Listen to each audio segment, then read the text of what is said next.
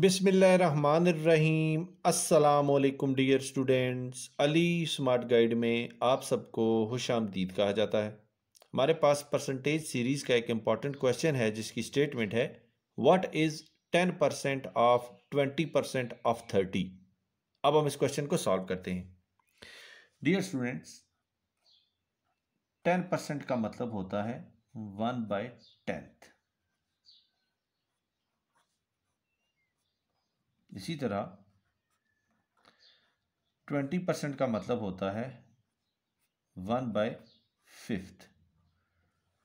So 10% of 20% of 30 जो है वो हमें हासिल होगा 1/10 is multiplied by 1/5 is multiplied by 30।